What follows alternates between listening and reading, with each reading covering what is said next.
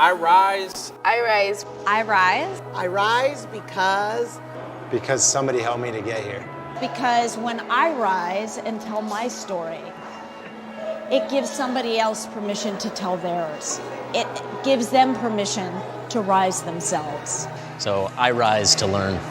This is what matters. This is significant. This is my mission in life. This is what I was born for. I rise for my sister.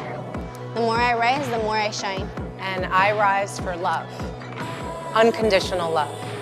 So here's to unconditional love. Rise with me. Mental health has affected me in a way that I cannot stay quiet anymore, and I cannot sit and do nothing. So I rise for all those people who aren't even born yet. I'm Caitlin Ohashi, and I rise because I understand how important it is to share your own truth and how much it can encourage other people to do the same. I rise because I know there's always better days ahead. I rise for young people who look like me, who don't believe that their voice is important. Because I want to continue to have conversations about mental health, and I want to continue to encourage other people to. I rise because I lift as I climb. And the higher I go, the further I go, the more I lift my ancestors, the people around me, my community.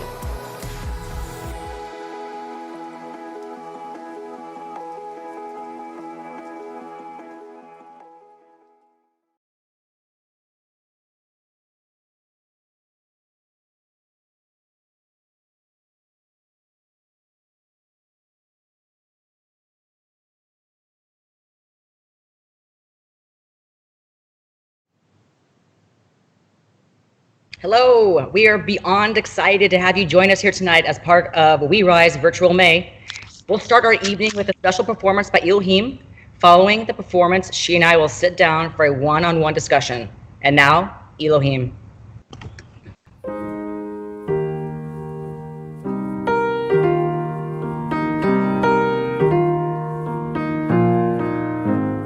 Hi, my name is Elohim. I know that it is a very strange time right now. It's a time full of a lot of uncertainty. And I think with uncertainty comes fear, confusion, and a lot of questions. But the one positive that's kind of been keeping me going is that we're all in this together.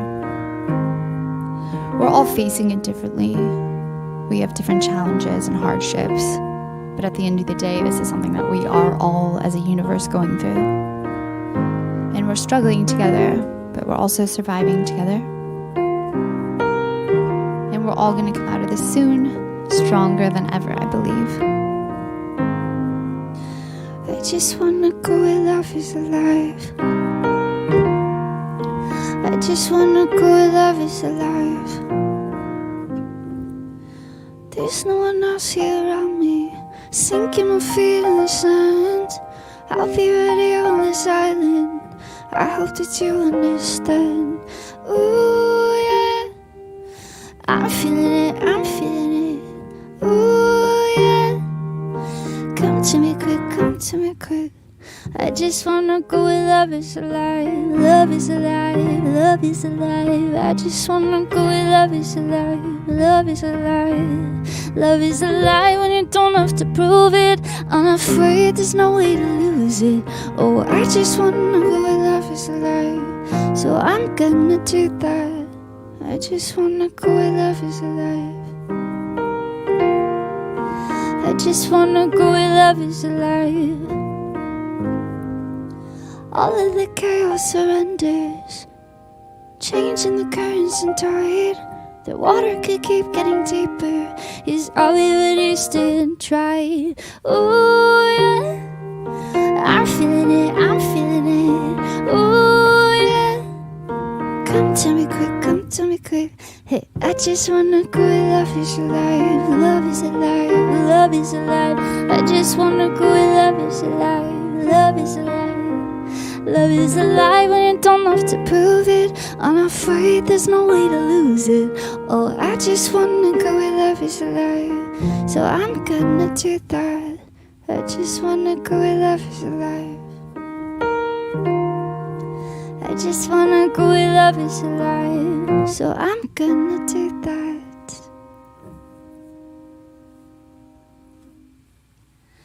Thank you so much. Again, my name is Elohim. This next song is called Xanax. I wrote this song about my own struggles with my mental health. There was a point in time where I couldn't leave my house. I couldn't do these normal daily things without going through this severe dissociation and panic and going through these episodes. So for me, a way to cope was to put that into a song so that hopefully I could help others. So that's what this song is. The song is called Xanax, and I hope it finds you well.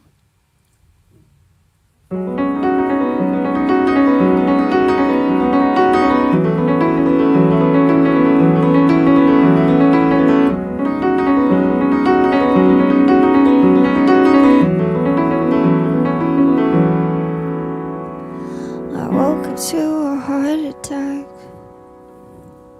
I'm just being dramatic, cause it's massive panic. This feeling, my heart rate is racing and I'm manic.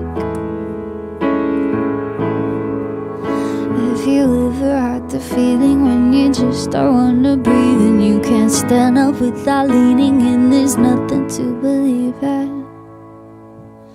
Have you ever walked outside and felt like you might throw up right beside your car before you even get inside? Every day of my day of my day of my life. Every day of my day of my day of my life. Every day of my day of my day of my life. Every day of my day of my day of my life. Every day of my day of my day of my life, yeah.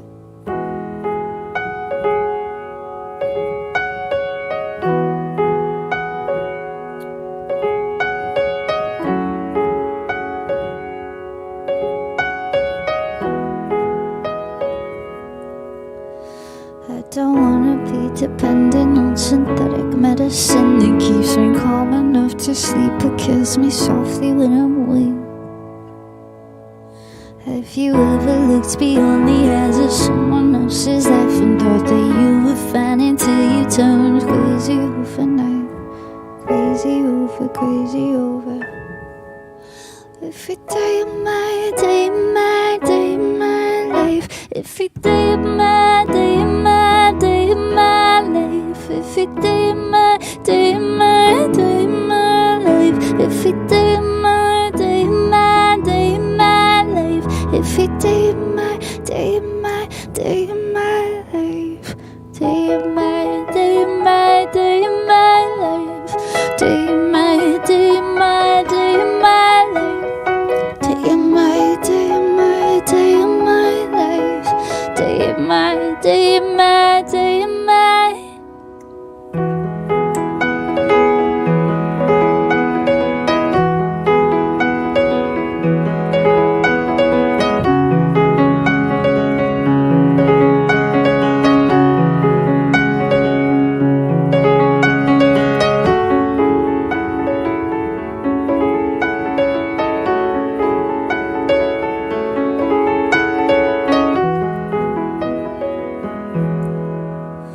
Every day of my day, my day, my life. Every day of my day, my day, my life. Every day of my day, my day, my life. Every day of my day, my day, my life.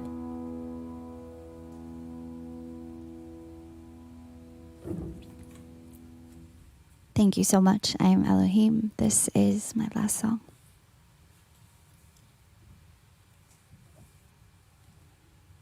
I had visions, I was in them, I was looking into the mirror to see a little bit clearer the rottenness and evil in me. Fingertips and memories, one can't forget the curves of your body. When I feel a bit naughty, I run them up the flagpole and see who salutes but no one ever does. I'm not sick, but I'm not well, and I'm so hard. is I'm in hell. Been around the world and found the only stupid people are breathing. The craters clowning and feeding. Yet I don't even own a TV. They put me in the hospital for nerves and then they had to commit me. You told them all I was crazy. They cut off my legs and now I'm an amputee. Goddamn you, right? I'm not sick, but I'm not well. Yeah, I'm so hard, is I'm in hell, right? I'm not sick, but I'm not well. And it's a sin to live so well. I wanna publish zines and rage against machines. I wanna pierce my tongue, it doesn't hurt, it feels fine. The trivial sublime, I'd like to turn off time and kill my mind. You killed my mind. Paranoia, paranoia, everybody's coming to get me. Just say you never met me. I'm running underground with the bulls, digging holes. Hear the voices in my head, I swear to God it sounds like they're snoring. But if you're bored then you're boring. The agony and the irony is killing me. I'm not sick, but I'm not well. And I'm so hard, as I'm in hell. I'm not sick, but I'm not well. And it's a sin to live so well.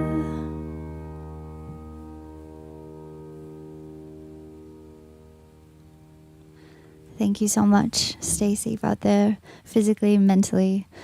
You are amazing, and I love you. Thank you.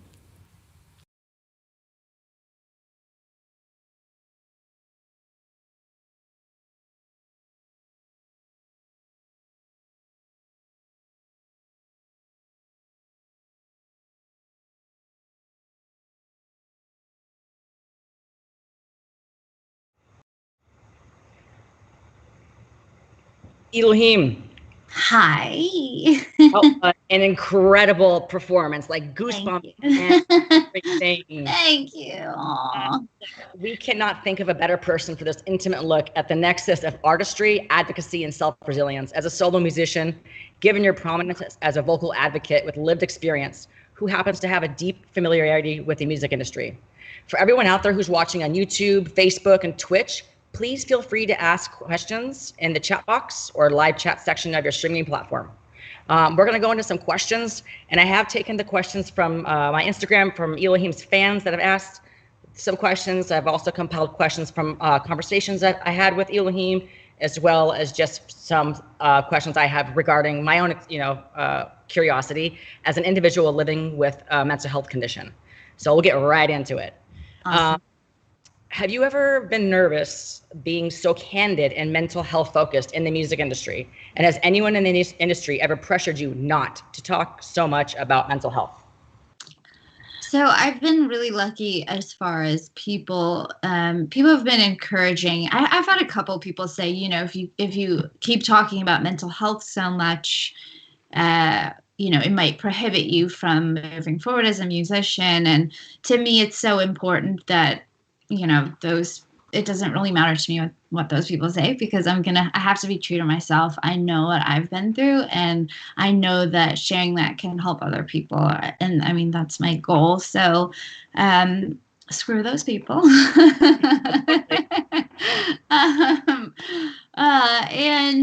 yeah, I mean, I was nervous. The first song that I put out about severe panic and severe dissociation and vomiting from it. That first song I put out was called Xanax, and I was definitely nervous because that was the first song I ever wrote truly about my mental health and what I was going through as Elohim, and it was very freeing for me. But at the same time, it's a little nerve-wracking when you put it out, because at the time I didn't know that other people went through what I go through. So I was like, people are going to think I'm crazy, but here's the song that I really like made.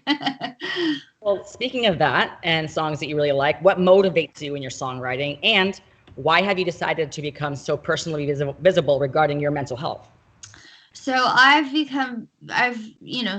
strive to be visible because there are times when I want to just be invisible and I feel invisible. And so I feel like it's my duty as a human to be visible about what I've gone through, because I now have this story to tell, because I've genuinely gone through this, the worst of the worst, level 10, as we talked about. Mm-hmm. And that level 10 is really serious. And I know that on the flip side, I know that, taking the right steps, going to therapy, getting on the right medication, if that's what works for you, I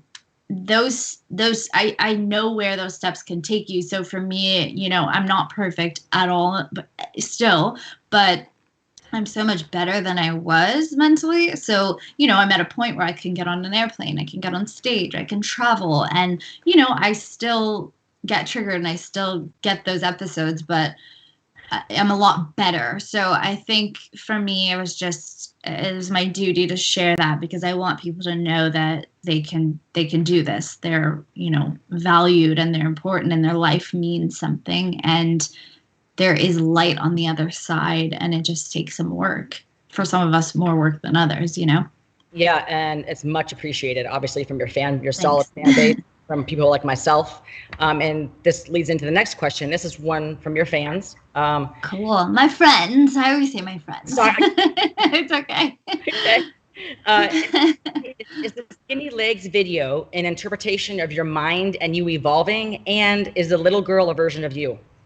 Yeah, so I think we had the little girl in 2 videos, and in both times I watch it and I kind of identify it as me as a little kid. When I make music videos though, and even music in general, I want it to mean something to the listener, because a lot of times, you hear lyrics a certain way and it could be totally different from what I was experiencing going through it, but it's healing you through what you're going through. So for me, when I make art, it's within the listener, I think, because, of course, I had my own experience. But yeah, I definitely actually watched the Skinny Legs video recently. I hadn't seen it in a long time.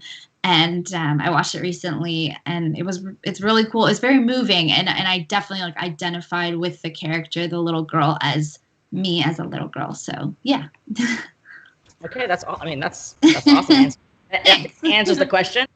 And we spoke a little bit yesterday, and I got the fantastic opportunity to speak to you one-on-one, which was just fabulous. I learned so much about you and just admire you for being who you are as a mental health advocate. And with that being said, I want to talk a little bit about your support group. You mentioned a couple different support groups. So how does your support group / tour family help you on and off the road? And do you have a pre-show ritual? You talked about, can you explain a little bit about more when you and I discussed going invisible and how that helped you? Yeah. And then also along with that, what would be the best question, or how should somebody handle, if you're having anybody going through an episode at that moment, how to handle that. But definitely invisible part, I'd love to hear more invisible part. So we kind of, my touring family and my music family that I work with all the time, they've gotten to know me, and they didn't know that I went through as severely, as I did with the mental health, the panic and stuff. They didn't know how severe it was until they saw it firsthand. And so for a lot of them, they have a new outlook on mental health as a whole, because they did not realize that it was this real thing that is debilitating, and you lose yourself kind of. So my tour family, same thing. They didn't know.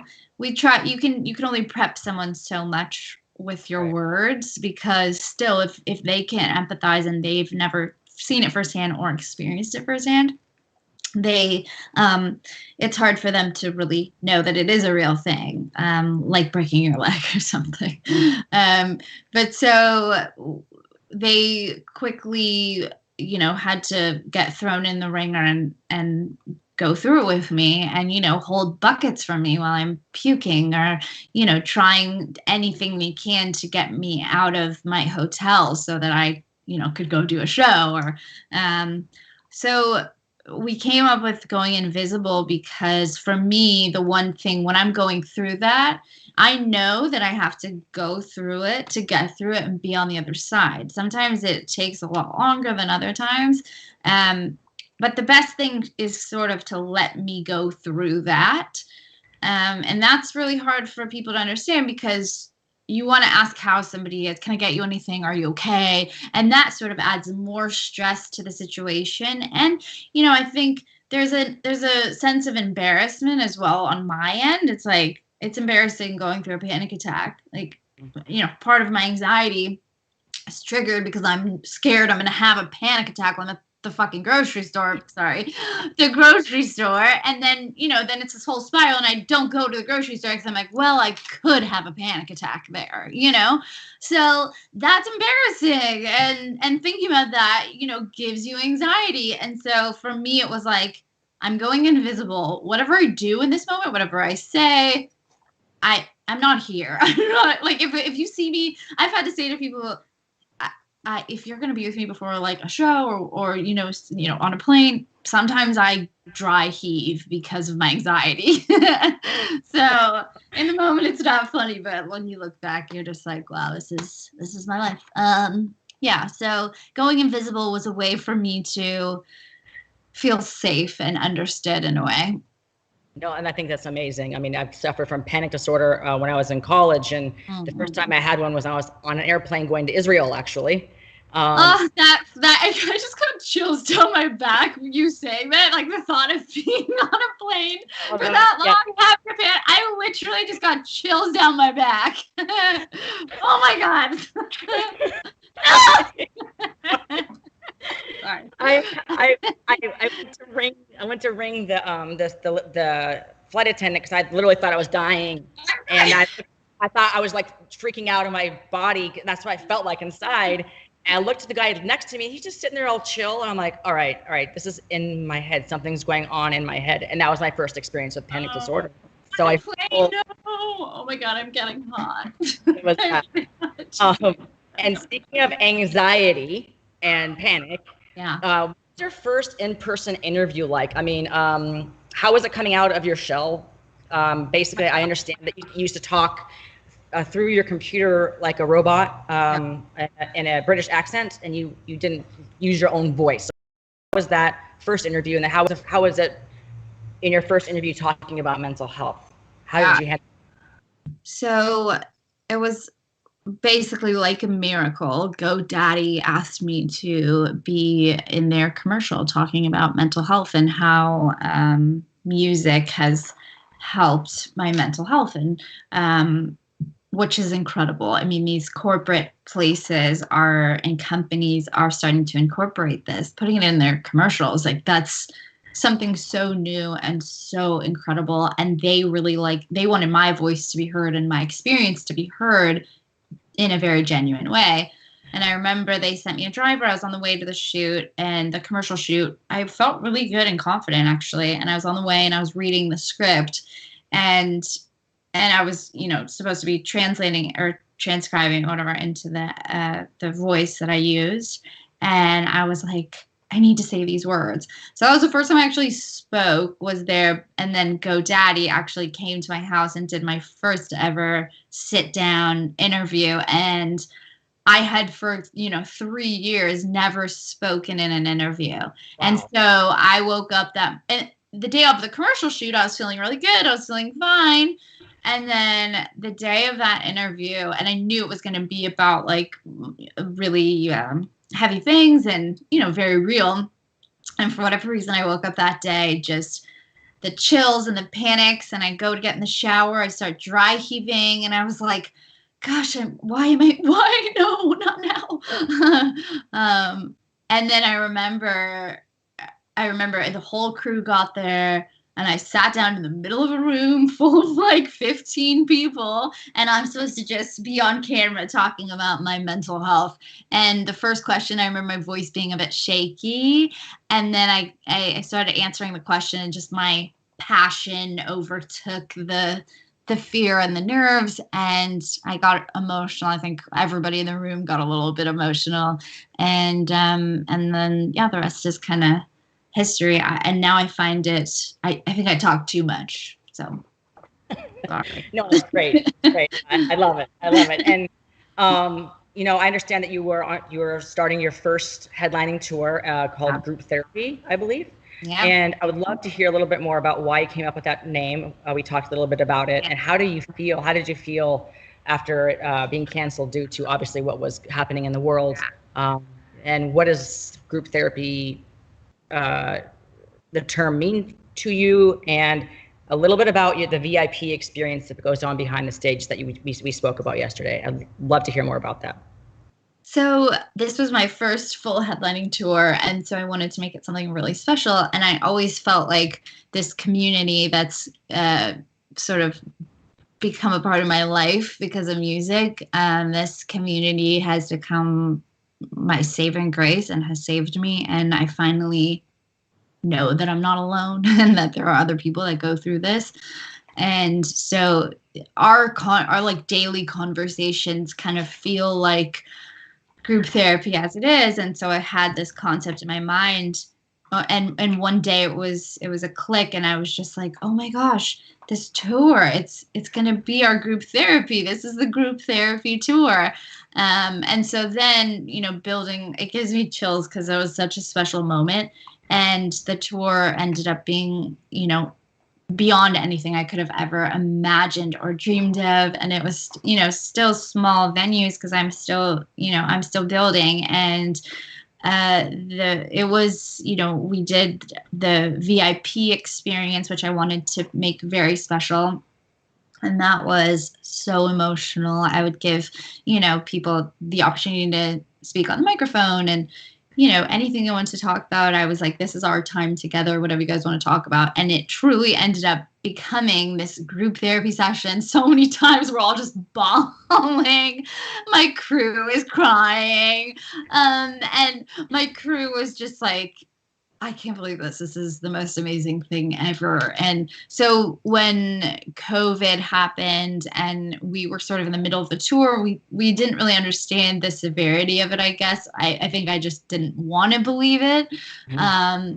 And any other tour, I think I would have been like, okay, cool, I get to go home, you know? But this was the most meaningful, special moments of my entire life. I'm not just saying that at all, like 100%. And a lot of the people on the road with me too had that same experience. You know, we were all in tears and really, really sad and heartbroken when it was over. So yeah, it was the best moments of my entire life. That is super awesome to hear. I think I shared with you that I've traveled with artists on the road for a number of years. So cool. It definitely was not like a group therapy thing. There was a lot of fighting, a lot of dudes fighting. It was not that. They did become my family, right? But yeah, it was, they do. We didn't all sit around and share feelings. So that's incredible and amazing. Like I just. It was. Like, I mean, I would have even people working at the venues come up to me personally and just sort of thank me and say that the experience was even really amazing for them and that they had never seen anything like it. So it was really cool. So yeah, and speaking of like therapy, obviously, what was the breaking point to when you sought treatment, and what was your first therapeutic session like? And what advice would you give to somebody who is thinking about starting therapy? And a few of these questions that were within this question came from your fan base as well. Cool. So for me, my breaking point was, I remember somebody close to me actually was like, I think you should get therapy because I couldn't, something as simple as, going and playing a show, it would be this 4-day episode of panic and vomiting, and I couldn't eat. And so, I was down to 100 pounds and I was incredibly unhealthy. And so I finally bit the bullet and went to therapy because this person was very highly recommended, and she was a trauma therapist, which I felt would be really beneficial for me. The first experience, I feel very lucky because it clicked the first time. She said, a lot of my anxiety comes from this separation anxiety and wanting my mommy and going into like this little girl place. And it was crazy. She sort of pushed this button and she said, close your eyes, think about your mom. My mom always worked at an airport. She was always working. And she said, imagine your mom's uniform. And I started to get a tear. And then she's like, imagine, the smell of your mom. And I just lost it. I was sobbing so hard. And why did she know that button would do that to me? And I left that day just like, this woman's going to change my life. And she really did. And the point of starting with her was to do it without medication. And ultimately, we worked for probably a year and a half before she decided, she was like, I think you'd really benefit from medication. But anybody that's, looking to start therapy, I think it's important to go into it knowing that it is like a, first date or first, encounter with somebody where you might not mesh. And yes, that's very true. And it's okay if you don't. There's so many therapists out there. And I would encourage you, it's very scary to go. I remember being really scared to go. It's a scary thing, it's especially if you're not used to sharing your feelings. And if you have, like I had, these deep, dark secrets inside of you that you're scared, that you've never told anyone, and you're so scared to let those out. And because, that that's going to affect you. I've had days where therapy was so intense and I was supposed to go to a session after something and I had to cancel. And I said, I have to go home. I need to just like, I need some time after that, because it was, things that had been built up inside of me my entire life suddenly are letting it out. And then you go through that and you get through it and you're like, oh my God, I'm so happy that I did that, So I think it's important to kind of face that fear. If fear is what is holding you back, and if a previous bad experience is what's holding you back, I would definitely encourage trying out different therapists. I think they know that that's normal, and I mean that's a very common thing. It'd be like if you, I don't know, got a masseuse and you didn't like it, and so you're like, I'm never going to get a massage again, Like Tinder, you're swiping, and it's like, oops, I swiped right when I just yeah. It totally is like finding and defining a relationship, and you have to really vibe with that person. So whoever, if you're looking out there, do not get discouraged. Just go to the next person and see where the vibe is. And speaking of, you mentioned it, and that goes right into our next question. And I know you're open about this, so I'll go ahead and ask, are you currently medicated? And what is your advice for someone who is opposed to medication, and how do you deal with the side effects? And my question to you, because I get this a lot when people ask me about medication, did the medication make you feel less creative as an artist? That was a fear of mine, actually. And some of the people around me, I think that was a fear for them. Sorry, were you going to say something else after that? Okay, cool. Oh, no, that was it. Okay. So yes, I am currently medicated. I have been on medication now, which is, it's so weird to even say it, for 2 years, and it's totally changed my life. I have gained 30 pounds. I feel amazing.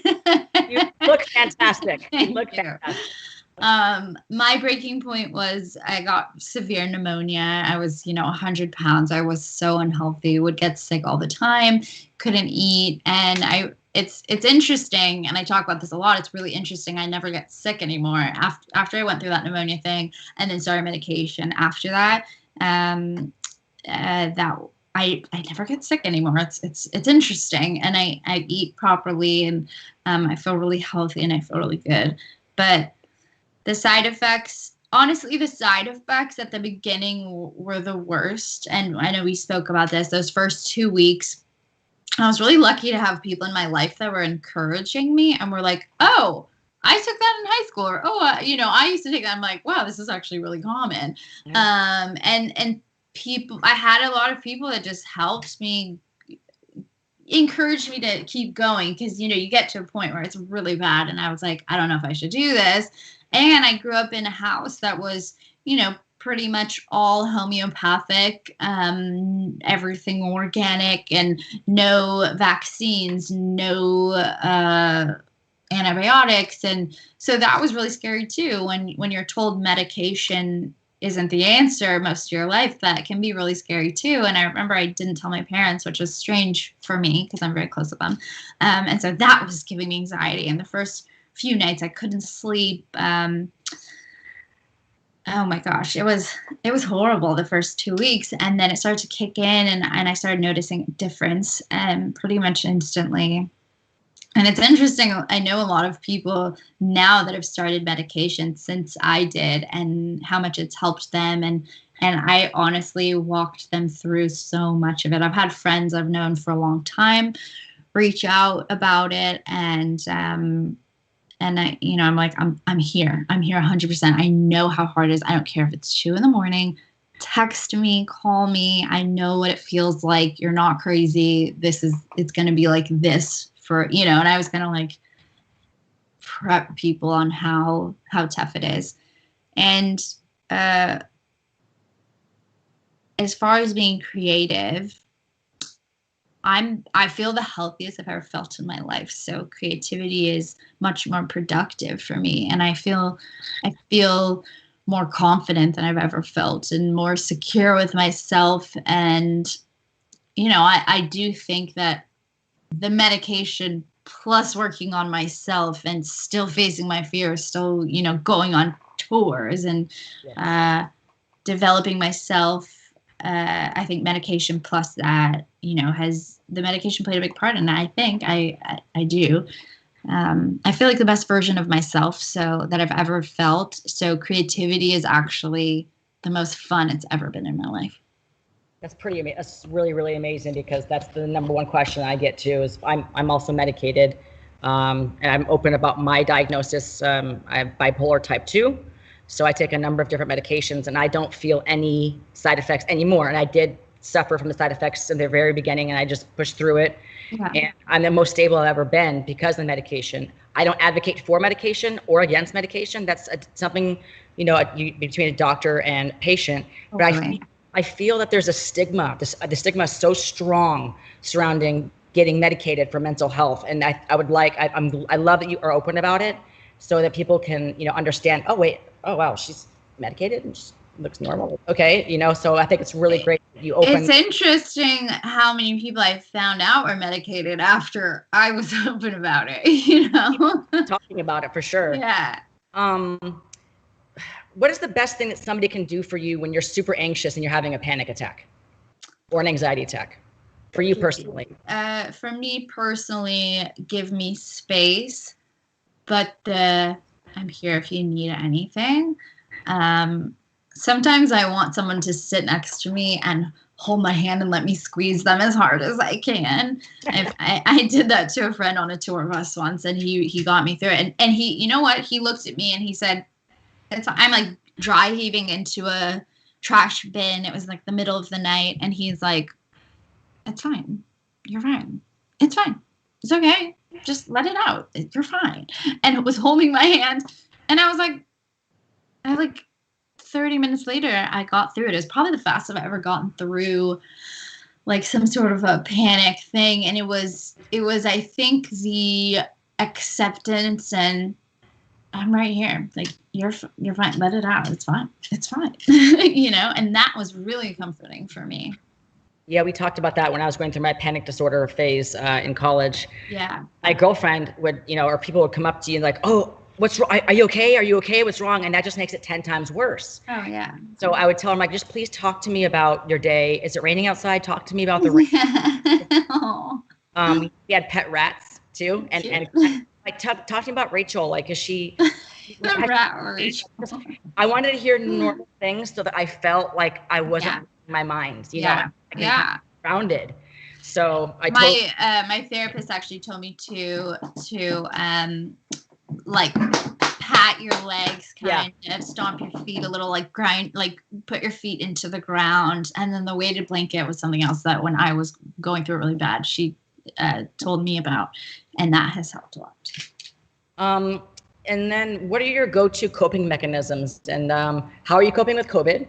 And do you incorporate, I'm obviously a huge wellness advocate, so do you incorporate wellness as a tool? You did mention that, that I think maybe either mentioned it here or in one of your interviews, you wrote a letter to yourself, and you're currently now working with a trainer. Yeah.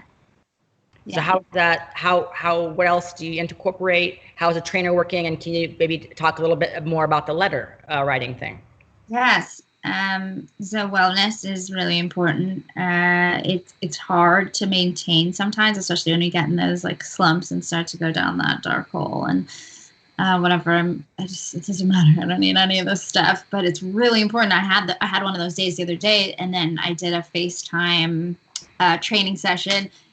And afterwards, I felt so inspired, and I like got so much done. And it was one of those days where I felt like shit. So yeah, that's really important. And that was something I was very scared to start doing. I was so scared to get a trainer, and because what if I'm working out and I throw up? Of course, that's the logical thought. What if I have a panic attack while I'm lifting weights? Then what? I can't, like, I'll be so embarrassed. I can't go.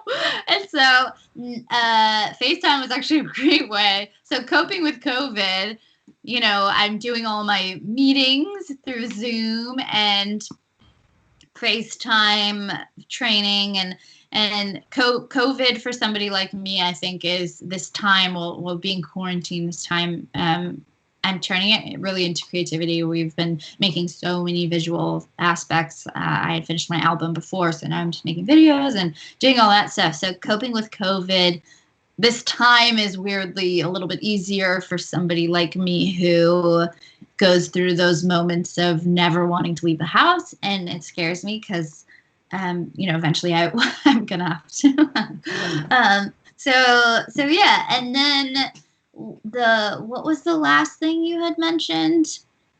The letter. You wrote a letter to the letter. Yeah. So I was on an airplane, and I wrote this letter to myself, basically myself when I was starting sort of this project, or younger self. A lot of times I think about younger self to sort of get yourself motivated.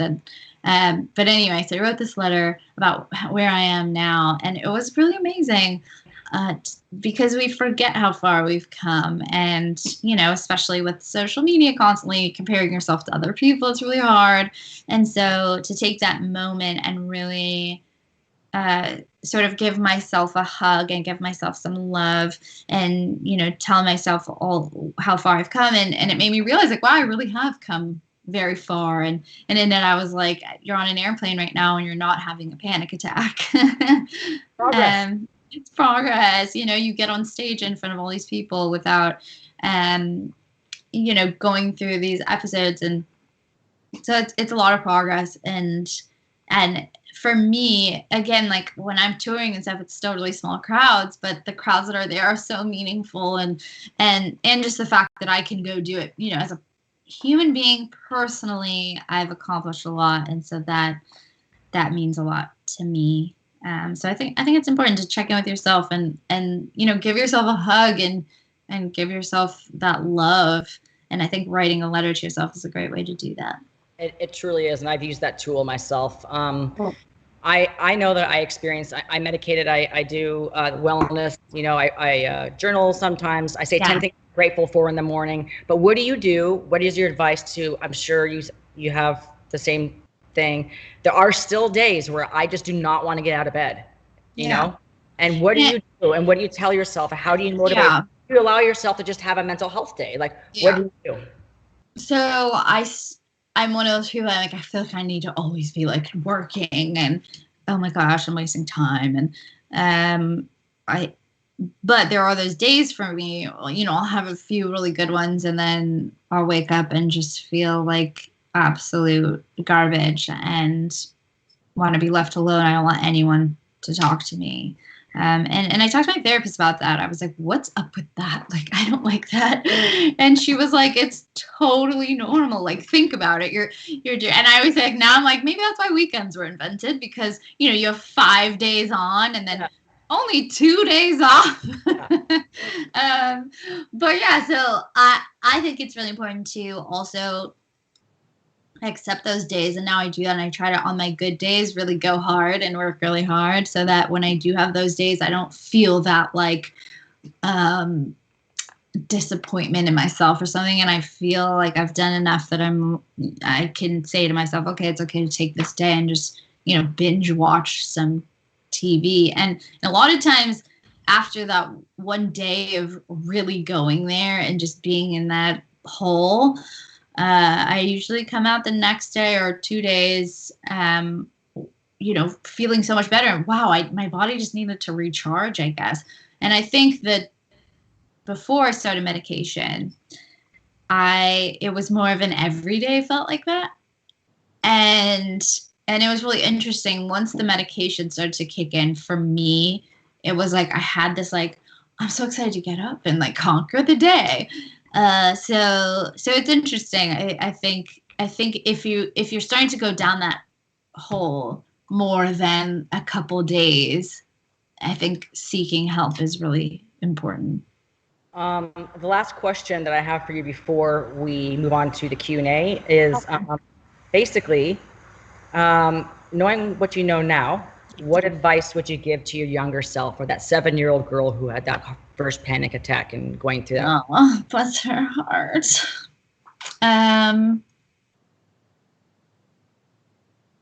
It's tough. I feel like this one situation is what caused it for me, even though I know my therapist thinks that maybe one situation wouldn't have caused it, but gosh, I wish that I could just tell her she was strong and that it's okay and that it's going to be okay. It's interesting, even thinking about myself now when I'm going through a panic attack, what would sane me say to that person who's on the floor of the bathroom, you know, unable to speak? It's tough because when you're in that moment, it feels like nothing can get you out of it. But I wish that I could hug her and just help her. I wish that she had gone to therapy when she was little. Yeah, no, I wish that I could have gone back to my younger self. It's been, you know, it's going to be okay, and recovery is recovery. Yes, exactly. And yes, exactly. It is possible to recover and to overcome these fears. Yeah. And I'm going to be reading from my phone, so it's going to look a little weird. I think there's a problem with the chat box. Okay. But yes, we have some questions from the audience, and I'm ready for them to come through if someone wants to send them over. Time do you wish you can go back, mysterious as you were first? I can only see half of the screen on this one. Can you see that? Is there ever times when you wish you could go back to being hidden and mysterious as you were when you first started? No, full face. No, using your voice. No, honestly, not yet. I feel like I'm still building as an artist, so it's been really inspiring, honestly.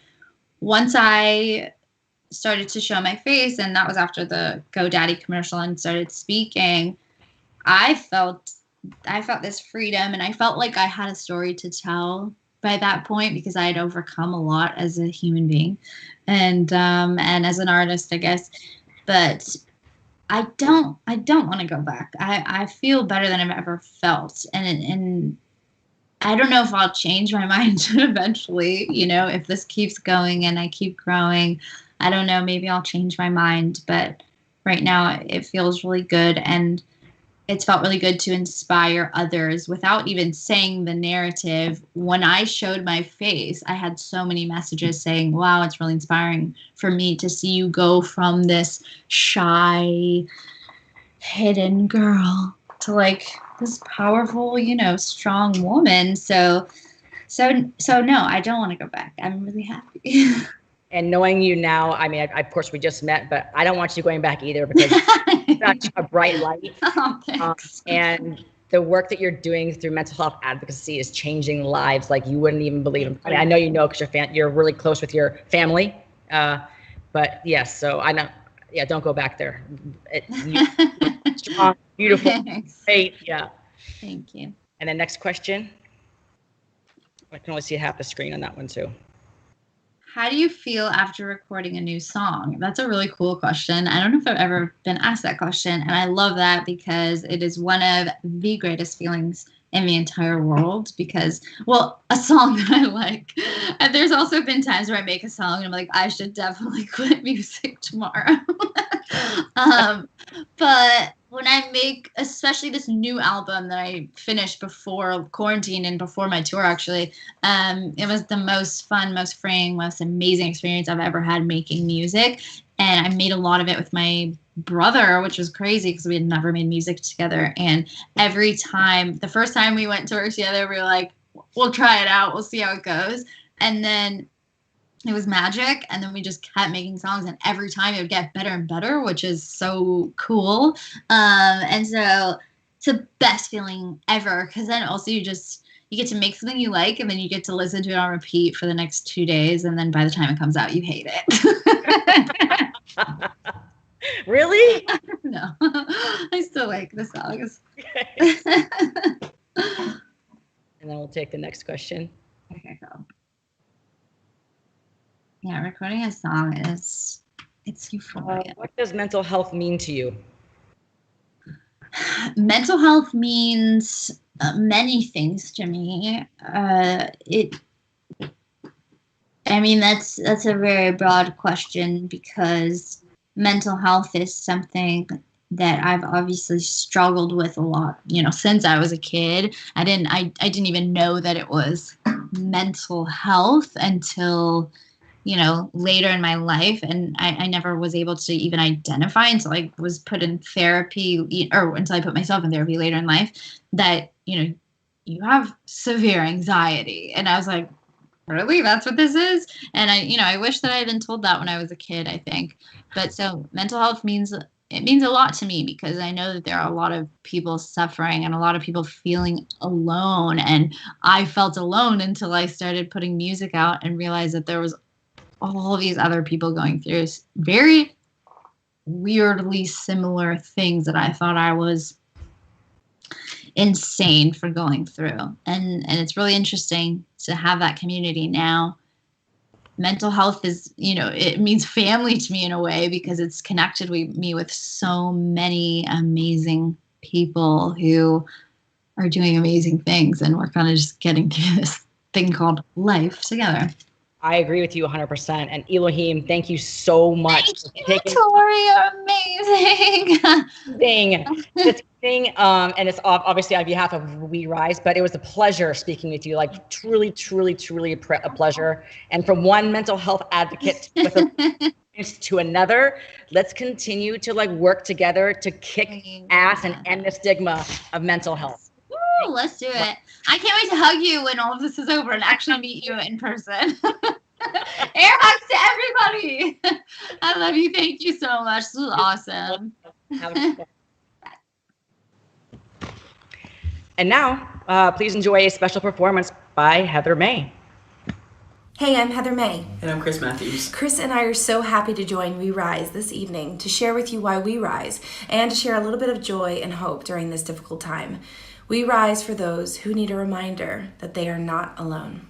We rise because when others know that they're not alone in their struggle, whether it be a person of color, the LGBTQ community, women, or anyone with mental illness, they know that there is a community of people out there who understand them, see them, and will help them rise.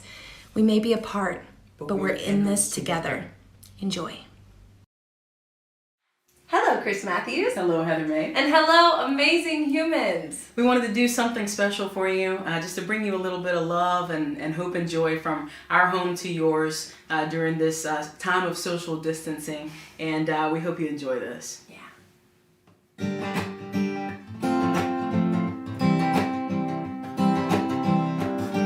It's raining while the sun is shining on. You're laughing while you're crying all alone. Choices can make your hands feel like they're tied. Failures can make you wish you never tried. You're dreaming every minute you're awake, or suffocating with every breath you take. There's beauty in the ugliest of times, so be hopeful when things go wrong, and in the end you'll find it's only life, the yin and yang, the ups and downs, the joy, the pain. It goes on with or without you, and the only way out is through.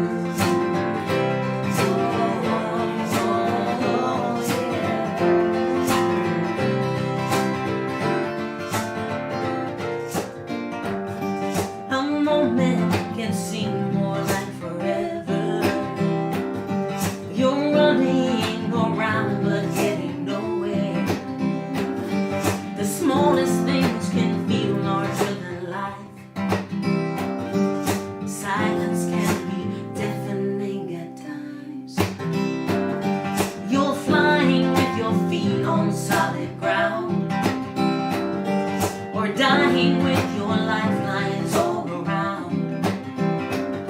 Some kindnesses can feel so very cruel, but carry on when you don't want to.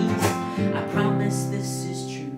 It's only life, the yin and yang, the ups and downs, the joy, the pain. It goes on with or without you, and the only way out is through.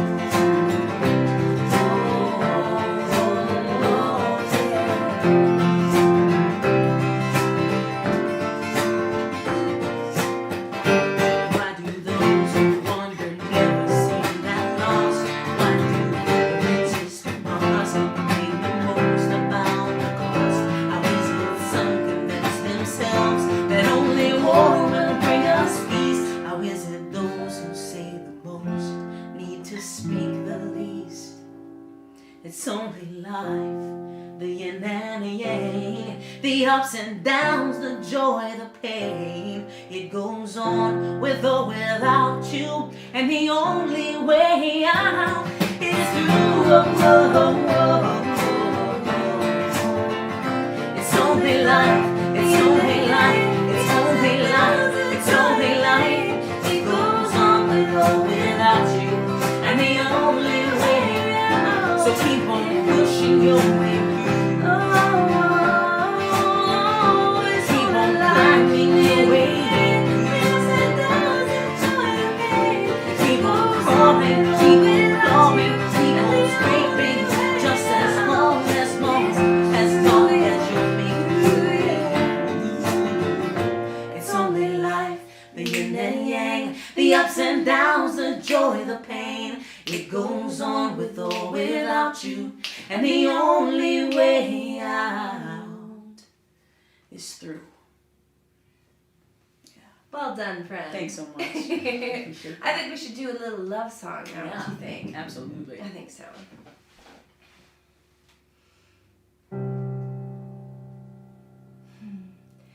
You are my favorite word. You are my favorite face. You are my favorite moment of every single day. You are my favorite person. You are my favorite smile.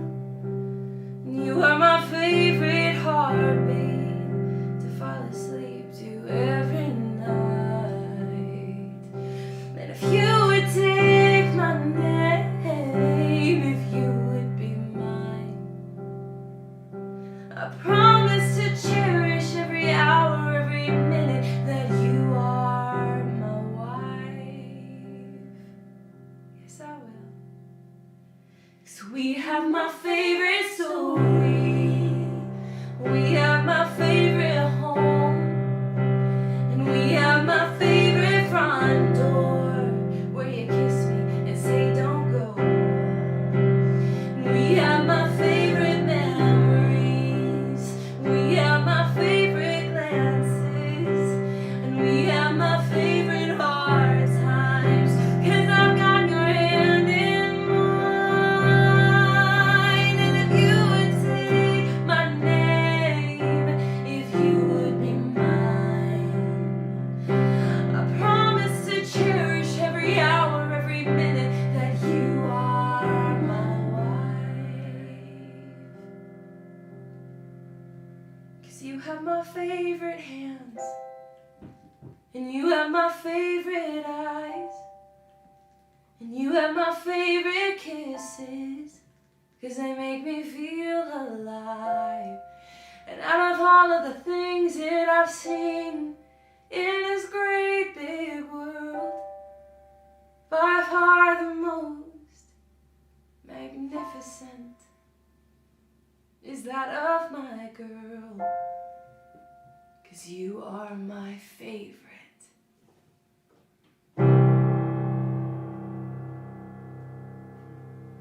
So gorgeous. I love that song. Thank you very much, Chris Matthews. I feel like we should say that Chris Matthews and I are here in isolation together. Yes. Chris Matthews and I, we live in the same house, and so it's very convenient to be able to do a concert here together. We are 6 feet apart, but we also eat breakfast together and stuff. We're isolated together. And we do a weekly online concert series called Apart Together, where we bring our fans together to my Facebook page, my Facebook and Instagram every Sunday night, and share connection and community in this really weird time of isolation, because that's what's going to help, I feel like, Most us definitely. get us through. Let's sing a little Yeah. bit, shall we?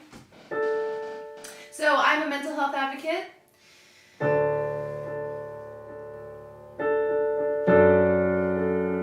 So I like to sing songs that make people feel unalone. All of this running and racing, I forgot. I've got 2 feet and I'm proud of where they've been. Bruised and I'm tired and burned by the fire, but I've kept moving. And in all of this running and racing, I forgot that I'm still here. Yes, I am. And I've been so busy just asking and begging, begging, begging. When does the good start? When will I arrive? Wasting my time, rushing through life, too blind to see that I'm still alive. And in all of this running and racing, I forgot that I'm still here.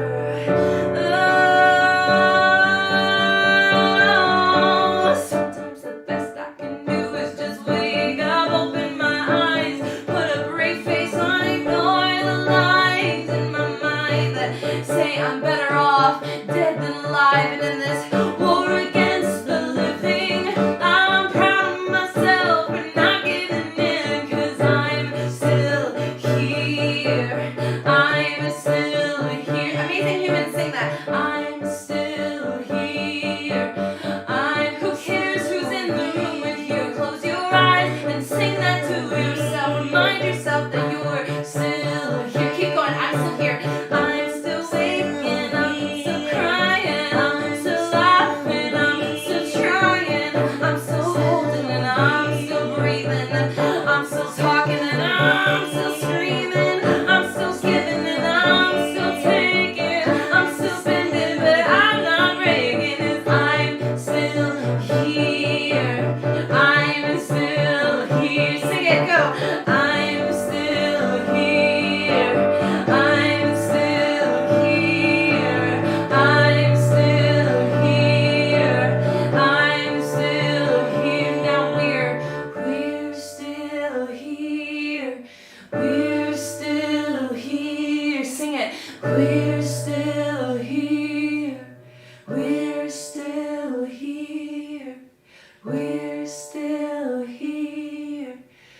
We're still here.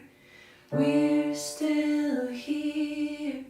We're still here. Yeah. Oh my goodness. I feel like after that we need a really great love song. We should do our new song. Yeah. Amazing Humans. We wrote a song together. Yeah, one of the during the this bright lights of being in isolation, two songwriters. We're like, let's write a song. Let's write a song It's the together. first time we've ever written a song together. Yeah, and it's an apocalyptic power ballad love song that's all about finding comfort in the discomfort. Yeah. Yeah. I hope you enjoy it. Yeah. So much fear, so much chaos. You've been asking who's gonna save us. Turn off the TV and turn off your phone. Yeah, we're safe if we stay at home. We can sing if we want to. We can still dance the whole night through. We can lock eyes from across the room. We don't need to touch, I can feel you. 6 feet apart, won't stop us. Don't need to hold you in my arms. I still know you in the dark. Just 'cause I can't kiss you underneath the moonlight doesn't mean you have to feel alone tonight. Let's get closer. From 6 feet apart. I can't remember the last time I slowed down long enough to memorize the lines on your face and the way your laugh lights up our place. So tell me something that you haven't told me yet, and I'll put on that dress from the night we met. 'Cause there's nowhere else I'd rather be than right here, right now, just you and me. 6 feet apart, don't stop us. Don't need to hold you in my arms. I still know you in the dark. Just 'cause I can't kiss you underneath the moonlight doesn't mean you have to feel alone tonight. Let's get closer. From 6 feet apart. Light up the dark. We can light up the dark if we don't let this change us. Ooh, let love undo all that fear and hate does. 6 feet apart, won't stop us. Don't need to hold you in my arms. I still know you in the dark. Just 'cause I can't kiss you underneath the moonlight doesn't mean we have to feel alone tonight. You're not alone. You're not alone. You're not alone. 6 feet apart, won't stop us. Don't need to hold you in my arms. I still know you in the dark. Just 'cause I can't kiss you underneath the moonlight doesn't mean we have to feel alone tonight. Let's get close, let's get closer. From 6 feet apart.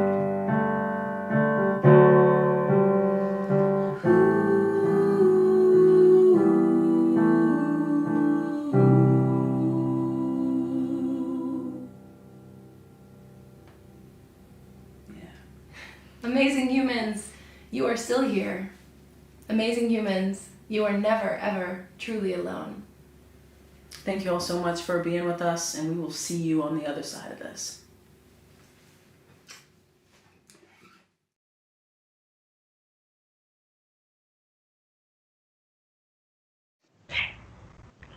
Thanks, Heather. That was awesome.